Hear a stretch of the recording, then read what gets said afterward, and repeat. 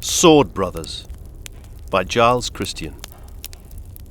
Read by Philip Stevens.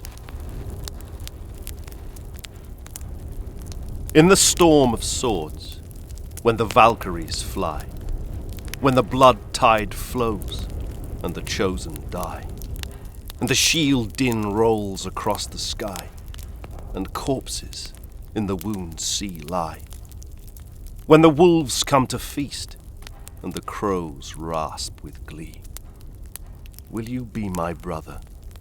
Will you stand with me? In the clash of iron, when the arrows soar free, will you stand as true as the hanging tree? For cattle die, and kinsmen too, but fame is made in the hack and hew, in the song of spears, the slaughter's due. Will you stand with me? I will stand with you. She was called Sea Wanderer, and she was a beauty. 70 feet long, 16 in the beam, the finest oak, fashioned by the most skilled hands. 15 pairs of oars, her mast over 30 feet tall. And she was well named, too, for she had, in the days of Jarl Gripr, sailed north up to Hålogaland, and south as far as Ribbe. She had rolled along the Danemen's ragged coast like thunder, returning to Bora waddling like a woman heavy with child, for all the silver and slaves in her.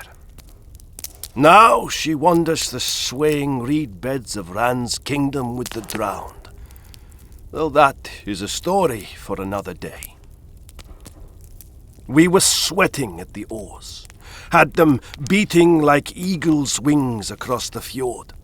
Lord knows there was wind enough for the sail, but Jarl Gripr wanted to show our enemies how good we were at the benches, how there was not a mouse's tail between each man's oar blade biting the water, how we bent and pulled to swan.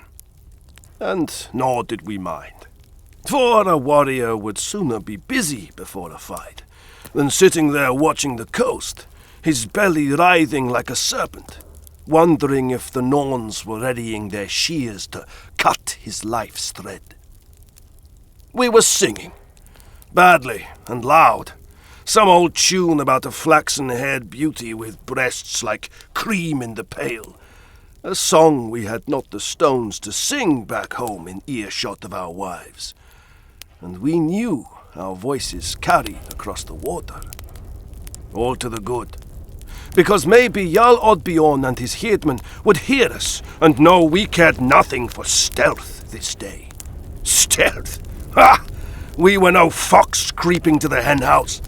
The day was clear and bright, and our spear blades and helmets, shield bosses and mail tunics were newly polished, and must have glinted like Odin's one eye when mischief is in him. And the gulls followed in our wake, a score of them wheeling and plunging, keening with the same mad joy that was in us. That wild joy.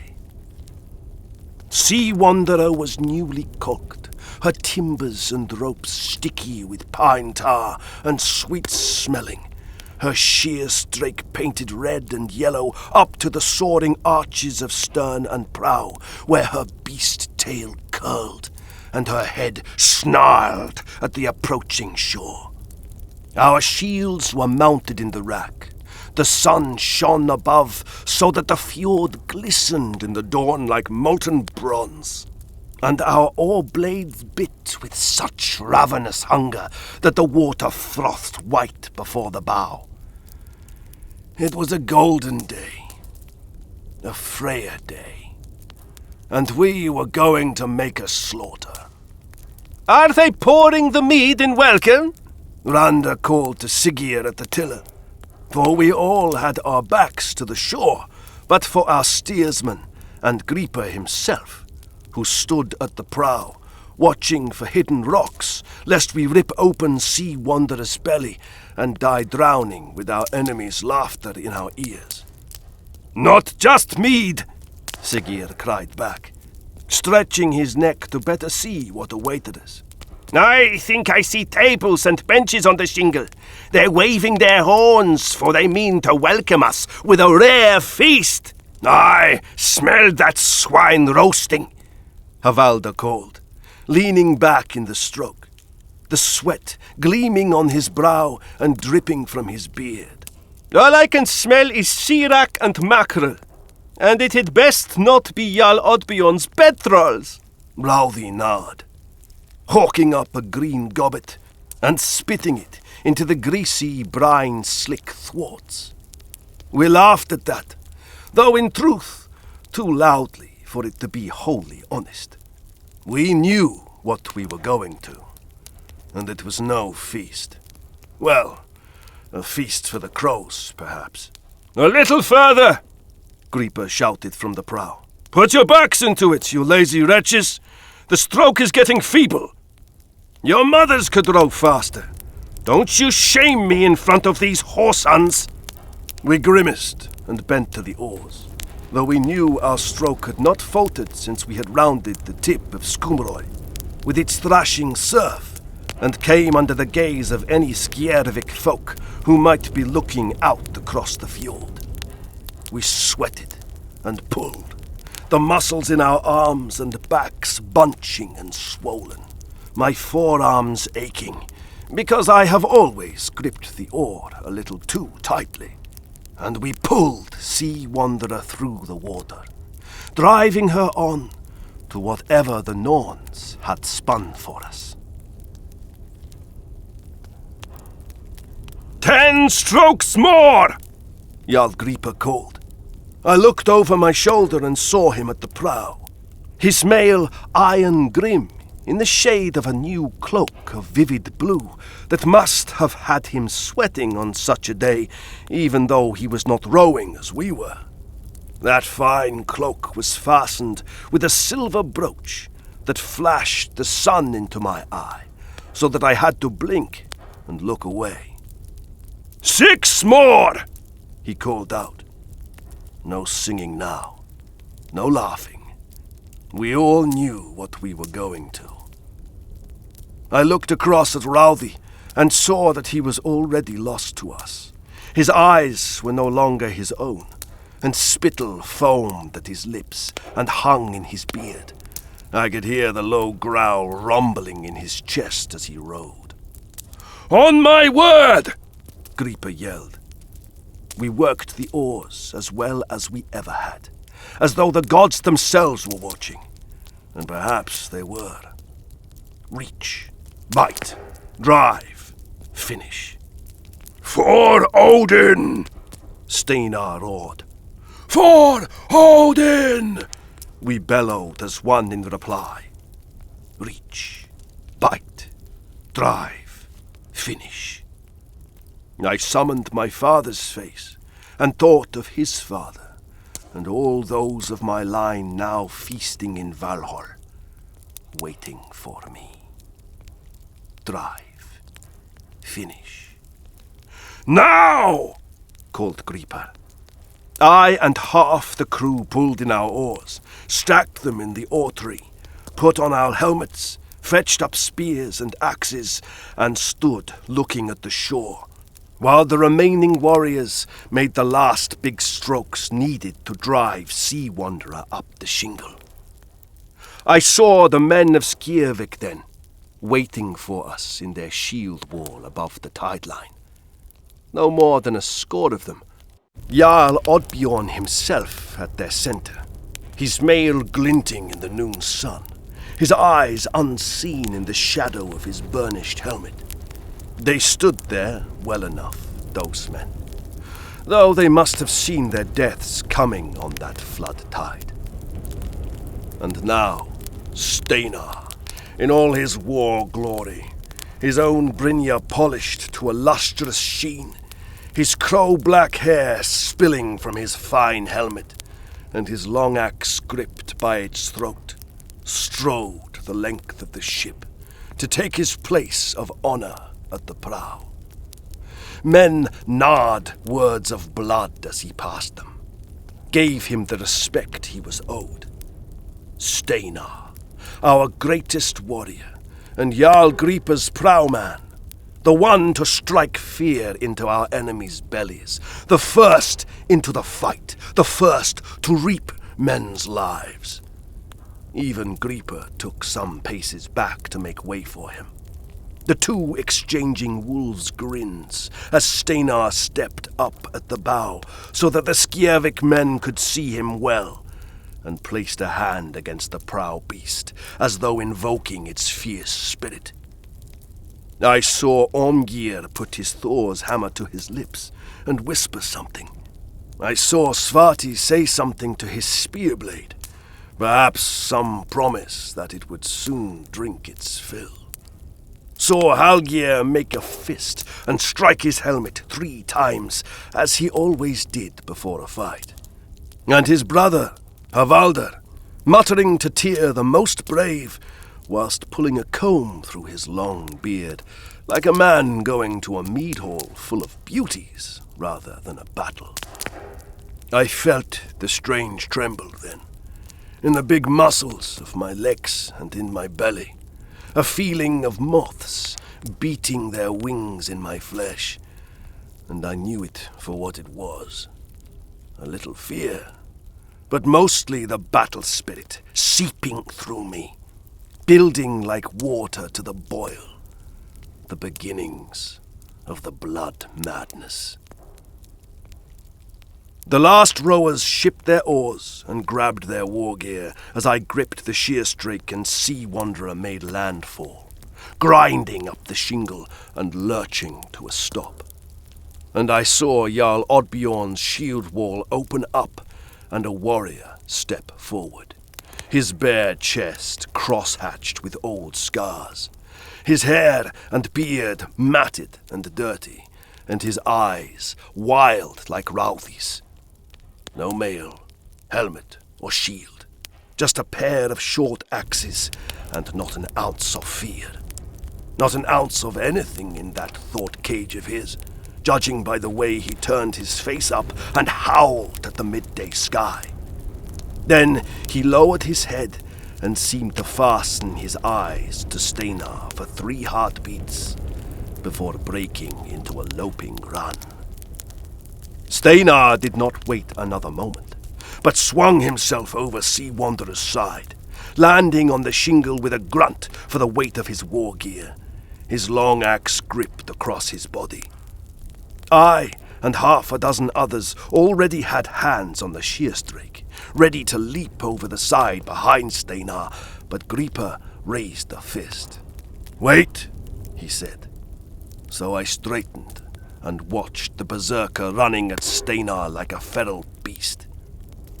Steinarr had time to loop his great axe once through the warm air, its steel-edged blade sharp enough to cut a draugr. Then the berserker was on him, leaping at the last moment, yet somehow ducking too, avoiding Steinarr's axe blade as it scythed upward. And even as he flew, the berserker swung his left hand back, his short axe biting into the mail at Steinarr's left shoulder to send a few iron rings flying like fish scales. We heard the cheer from Oddbjorn's warriors a little further up the beach, as their man landed in the surf on all 4s like some animal, and turned, teeth bared, eyes round. Then he straightened, so that we who were watching could see the rune scars on his skin and read in them the stories of his many victories. Perhaps Oddbjorn's men saw the tale of Steinarr's ill weird in those iron-etched scars, because they had set this mad beast loose before, and raised ale horns with him when the rage had drained away, and the men he had faced lay sightless on the earth, to be picked at by crows. But all Steinarr did was smile, then beckoned the berserker with a twitch of his long axe. Oddbjorn's man howled again, the surf foaming at his knees like the spittle at his mouth. Then he ran at Steinarr, who ran at him, swinging that great axe and stepping out to his right to give the haft its full length, the wicked sharp blade taking the berserker above the line of his trugs and opening him up like a codfish. He fell face down onto the slick stones and jerked there for 3 heartbeats, then went still. But for his gut rope, which slithered slowly out of him like some purple serpent seeking to leave his corpse. The next swell of the sea came in clear, but went out red. It was our turn to cheer then, as we sprung over Sea Wanderer's side like the young men we were, and yelled our insults at the Skjervik men.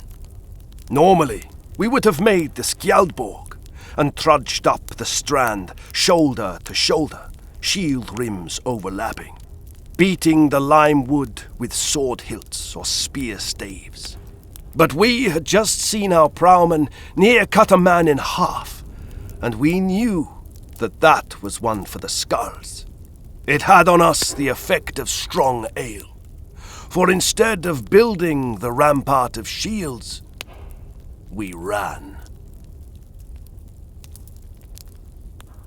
If Steinarr was first into the fray, Gripr was only a breath behind him, thrusting his spear into the eye of a Skjervik man who had thought their shield wall would hold.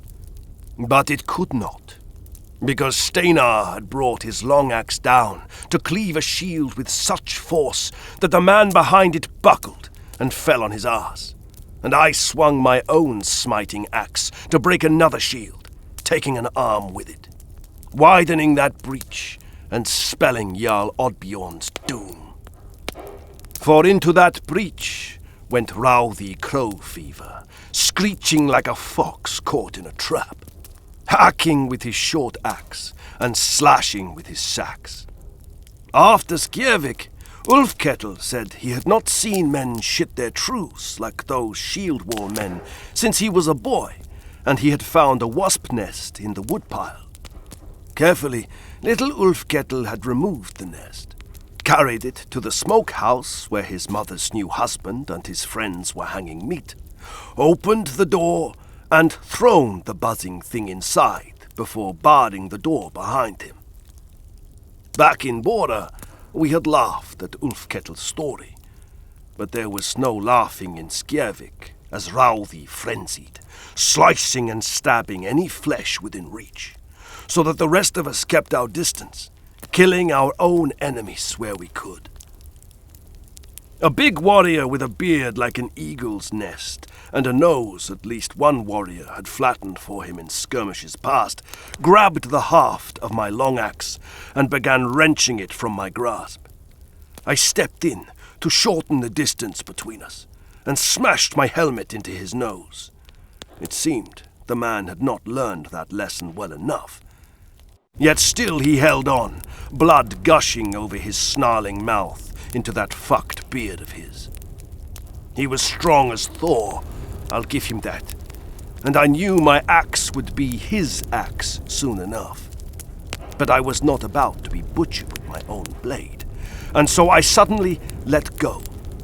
The big man stumbled backward, even as I drew my sax and took one stride and sheathed it in the left side of his neck. The blade passed right through, enough of it sticking out the other side to hang a helmet on. He stared at me for an uncomfortably long moment, then fell to his knees before Svarti slammed his shield into him, clearing him from my path. It was a slaughter. Randa was down, a spear having opened his belly, and I saw Ormgeir take a sword in the thigh and die on a flood tide of his own blood in the time it takes to tell it. But other than that, it seemed we were Odin blessed, for it was fast and brutal, a bloodletting for the skulls. We had turned that golden day red. A feast for crows, hey on? Steinarr growled, swinging his axe, gore flying from the blade. I did not reply, too busy turning this way and that in the reeking press of bodies, watching out for the snaking spear or some unseen sword thrust. But the Skjervik men's shield wall was a wreck of shattered limewood and opened flesh and corpses. Varði and Ulfkettel had taken hold of one man by his arms, while Havalda plunged his spear into the man's belly. Ingvar, Sigvaldi, and Gubi were already on their knees, picking amongst the dead like magpies for anything shiny. I had retrieved my axe from Flatnose and turned to see a blood-slathered, red-haired warrior climb to his feet, sword in hand, and hack at Sigurd, who had his back to the man. Sigurd stumbled forward, growling some filthy curse, and I swung at the Skjervik man, using the pole to smash in his skull rather than risk the blade snagging in his iron helmet. Gripr himself put Oddbjorn down, though I didn't see it. I did see another Skjervik man rise from the dead, though. A young man, thin as a polecat, jumped up from the meat pile and flew at Gripr. And for a heartbeat, I feared he had stuck a knife in our Jarl, for Gripr barked in surprise and made a grab for him. Yet he may as well have tried to catch a fart, because the lad was lightning, and it was no blade that I saw in his right hand as he flew, leaping over the dead and dying and herring up the beach towards the rise, beyond which the smoke from his village hung like a brown smudge against the blue sky. "Little shit!" Gripr snarled, watching the lad go. "Took my brooch! Look there!" Svati called out, pointing his spear out to sea. We all saw it then. A dragon ship. Its red sail billowed, bow drooling, beast head prow nodding as it came. "Gripr, this isn't Oddbjorn," Gubi said, crouched beside the man Gripr had killed, holding up the man's helmet, which was so fine that we had all took it to mean it was Jarl Oddbjorn inside it. "His brother, I think. Ivar." "Yes, that's Ivar," I said, getting my first proper look at the corpse, for I had once hunted elk with the man. "And that is Fjordleaper, all right?" Svati said, watching the oncoming ship. It had now turned its bow a little to the north, to beach a far arrow shot further up the coast. So protective of his ship was Oddbjorn. And there was the Jarl himself, standing at the prow, watching us. "Well, that explains why there were so few here to greet us," Ulfkettel said, bending to pull his gore-slick sword through a dead man's cloak. "Best take what we can and go," Rauthi said, examining a sax he had found amongst the dead. "Aye, no thralls for us today." "That little streak of piss," Steinarr nodded, and I realized he and Jarl Gripr were not looking at the ship full of men coming to kill us, but rather had their gaze fixed on the lone, slight figure now standing on the rise overlooking the shingle. "Ragnhildur is going to skin me alive," Gripr said. "She gave me the thing not 2 moons ago, bought it from a trader who had picked it up in Kaupang." I saw that he was holding his fine new blue cloak in one hand, unfastened, without that pretty silver brooch, now in the hand of the Skjervik lad atop the rise. Worse still, the skinny little shit was holding it aloft for Gripr to see. He stood there waving that brooch like the cocky, thieving, should-have-been-dead little weasel that he was. Like he'd crawled up Odin's own arsehole and stole the best cut of meat from the Lord of Raven's guts, and somehow lived to tell of it. "Slippery fuck," Steinarr growled. "Back to the ship," Gripr called, turning away. I don't like the way this day is shaping, Halgir said, for he was always one to see the Norns coming with the shears in their hands. We had lost 3 men now, for Sigurd had died of that sword wound, and at least 3 more had taken wounds that might end them yet. Not without the brooch, Steinarr said. If any other man had said it, we might have thought it a joke. But Steinarr was still looking up at that little thief, and his face had all the joking in it of a cliff face on a winter's day. If we don't go now, we'll have to fight Oddbjorn and his whole crew, Gripr said. Too many for us, Havalda put in, pulling his long golden beard through a hand as he eyed Fjordleaper. The ship was now just 3 or 4 good arrow flights from the shore, her crew lowering the sail and getting ready to avenge their fallen kinfolk. You'd rather face Ragnhilde? Steinarr asked Gripr. And now there was a glint of something like Loki mischief in Steinar's eye. I would rather face Fenrir, Gripr said, the corner of his lips warping slightly, his eyes blue and wild-looking in his blood-spattered face. Gripr looked over at me. On, he said. He did not need to uncoil the whole of it. I knew what he was asking, and so I growled a curse and nodded. A weasel ass like that shouldn't have such a fine brooch, I admitted, taking off my helmet as Gripr and Steinarr had, even if he owned a good wool cloak to fasten with it. Gripr turned to the rest of the men. Back to the ship, all of you. He tossed his helmet to Vadi, who caught it. I gave mine to Svati. Make ready to row against the tide. For a moment, they stood there, staring, not liking that at all. Do what I say, and you will each earn an arm ring, Gripr told them. We'll be back here before Oddbjorn gets his shoes wet.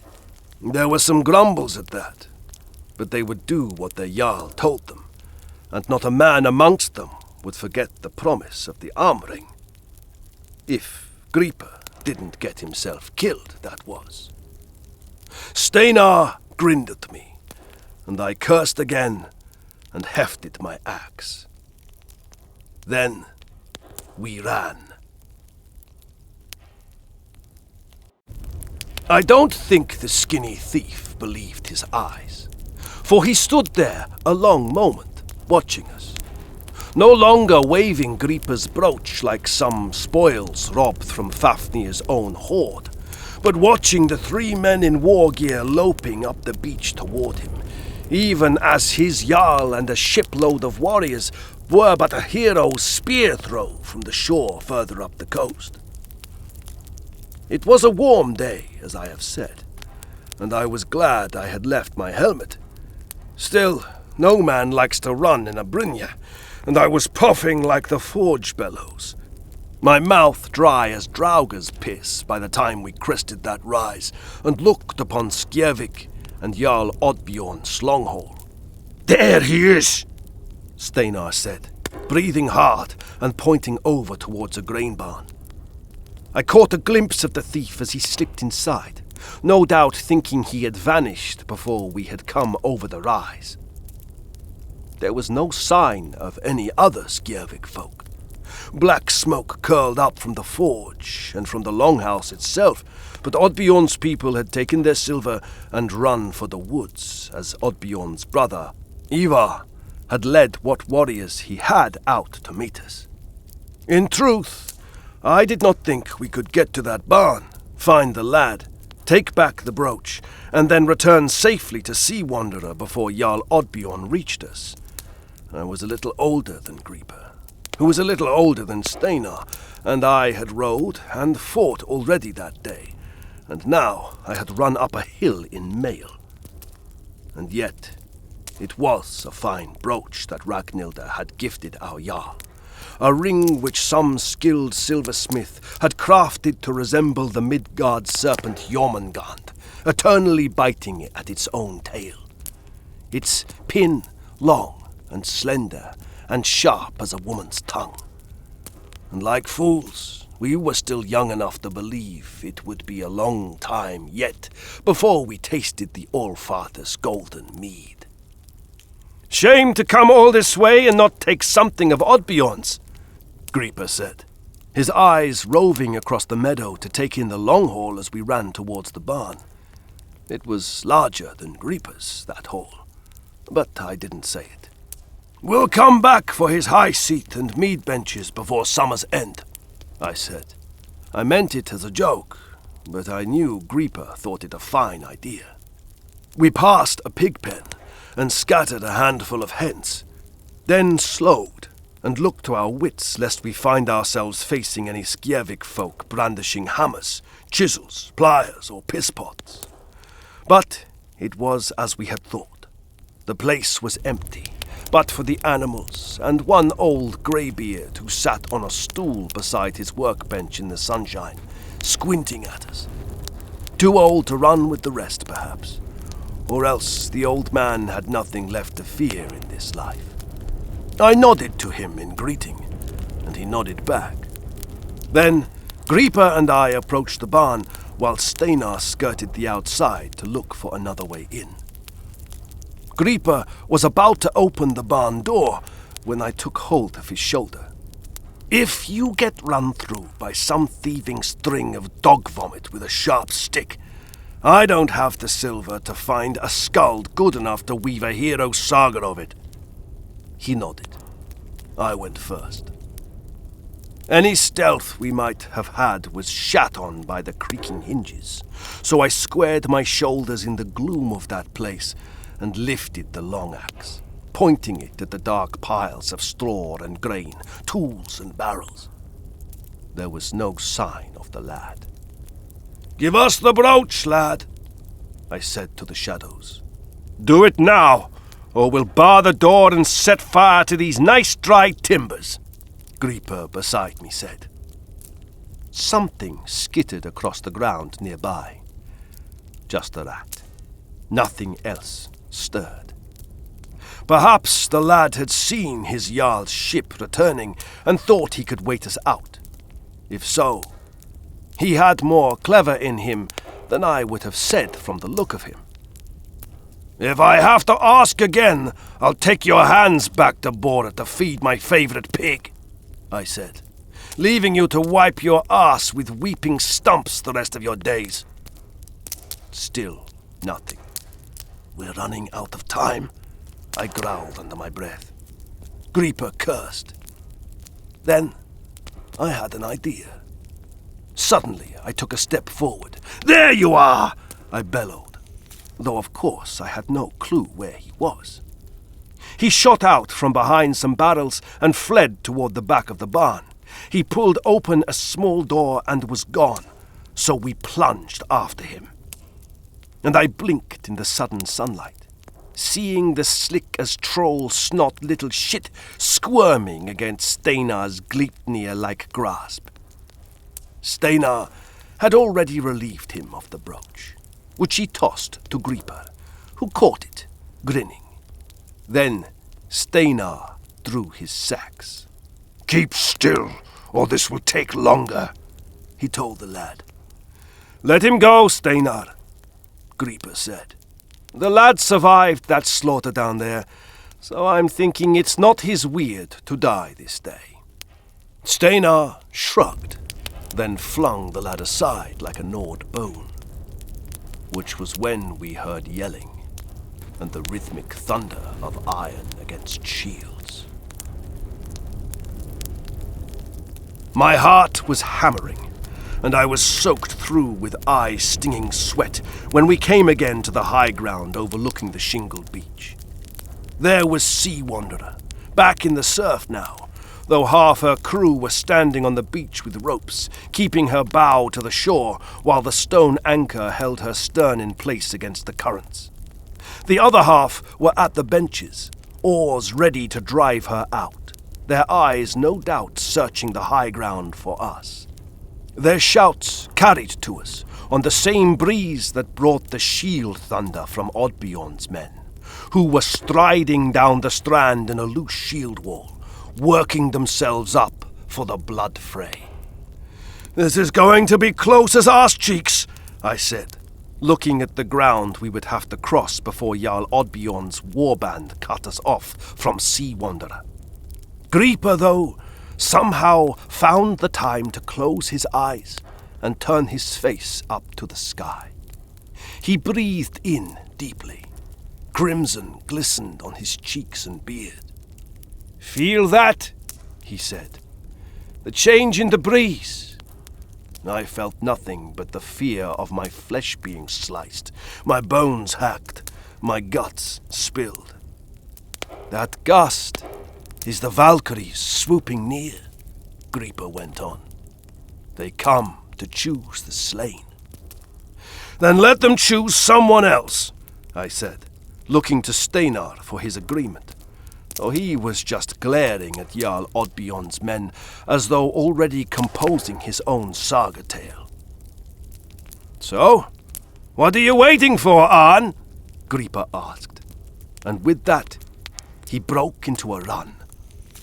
We ran after him. We flew. Like wolves we raced across that rough ground, grey and male, the iron rings jingling, and now and then stumbling amongst tufts of long grass. "It is a fine bloach, eh?" Gripr called out. "As fine as any I ever saw," Steinarr managed through halting breaths, sweat flying from his black beard. And now Oddbjorn's men were running too. The Jarl knew it was a foot race, and that should he win, his prize would be Gripr's sword-famed prowman and the Jarl of Bora himself. And that would be a tale for his people to tell around the hearth on dark winter nights, when stories are the only escape from the cold gloom. We were not going to make it. I could see Svati and Vigi, Sigvaldi and Gubi, letting go of the ropes and taking up their war gear again, having decided that they would go to Valhall with us. Others aboard Sea Wanderer were on their feet, yelling at us to run faster, hurling insults at us for being so slow. I had never run faster, not since I was old enough to stand in the shield wall. But it was not fast enough. The quickest of Oddbjorn's men had separated from the pack, barely a spear throw from our own men.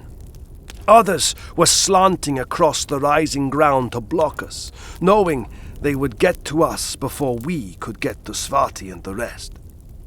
It would be a bad death, for I was spent. Yes, my legs still ran, as if of their own will, but I would have little axe strength left, so that it would make a poor end. One which men would mutter into their ale cups as they drank, rather than speak aloud. And yet, Gripr was laughing as he ran. Steinarr too, and perhaps I laughed too, though I had not the breath in my body for it. How the gods love chaos, and that day was drenched in it. One of Oddbjorn's men hurled his spear, which clattered onto the shingle in front of me, so that I leapt it in pure joy and ran on. And now I could see grins on faces I knew. 20 paces. I could smell Oddbjorn's men on the air, the pine tar on their clothes, the sweat-soaked wool, the foul breath which carried their insults and curses. Another spear flew, passing close enough that I felt the wind of it on my face. 10 paces. "Don't stop!" Gripr called. Perhaps he thought we might try to fight. I did not stop. They were on us. One of Oddbjorn's men lurched with a spear, the blade sliding off my brynja, but I did not break stride. And then we were past, splashing into the sea behind Svati and Vigi, Sigvaldi and Gubi. hurling our weapons over the side and reaching up so that our oarmates could haul us aboard like some strange catch. "Row!" Havalda roared. "Row, you sons of Odin!" And they rowed, as we three sat slumped against the hull, gasping like fish in the thwarts. Some spears came over after us, and some stones. Plenty of insults, too, which were repaid in full by those working Sea Wanderer's oars. I looked at Gripr, who sat there, round-eyed, dazed, as though he had taken a blow to the head, though grinning still. I looked across at Steinarr, who was lying against the strakes across from me. "This is life, Heian!" he yelled. "This is life!" I looked back at Gripr, who was clutching that brooch which Ragnhilda had given him. A thing of silver, glinting on a day of gold. We hope you have enjoyed this audio production of Sword Brothers, written by Giles Kristian and read by Philip Stevens. This was a World Serpent audio production, recorded at White House Sound. Text copyright Giles Kristian 2025. The moral right of the author has been asserted. All rights reserved. For more information, please visit www.gileskristian.com. Thanks for listening.